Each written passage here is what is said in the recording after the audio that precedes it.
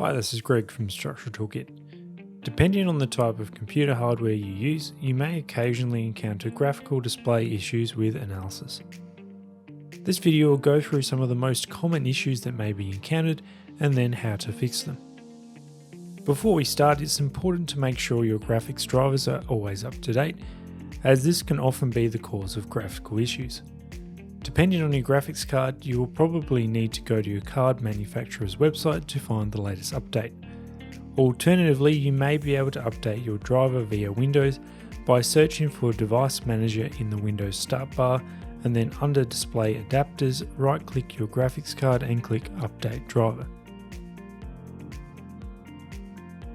A lot of the newer graphics cards also come with their own software for keeping your drivers up to date. The most common graphical issue that users encounter is due to Windows scaling compatibility issues, where you may find that your analysis menus are cut off. It is most prevalent when using a laptop with high DPI resolution that is scaled, or a screen connected to a laptop, but it can still happen on any PC. To fix this issue, make sure you have closed Structural Toolkit and navigate to your desktop icon or to a location with the Structural Toolkit executable file, which is either in your program files for 64-bit or program files x86 for 32-bit, and under Structural Toolkit v5. Once you've found the executable file, right-click it and go to Properties. And under the Compatibility tab, click Change High DPI Settings at the bottom. In here, you'll want to tick on the top checkbox and bottom checkbox, and then set the bottom drop down to System. Click OK, Apply, and then OK again.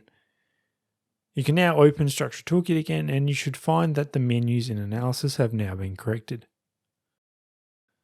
Another graphical issue you may encounter often involves the incorrect display of either the modal nodes or members, the axis icon in the bottom left corner, or the view direction box in the top right corner.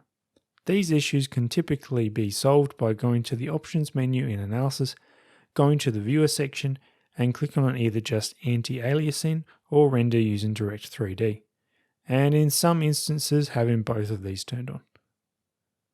If there is a different issue you are encountering, contact our support team via email or by calling us. That about covers the common graphical issues you may encounter while using Analysis. Feel free to check out our website for other tips and videos. Thanks for watching.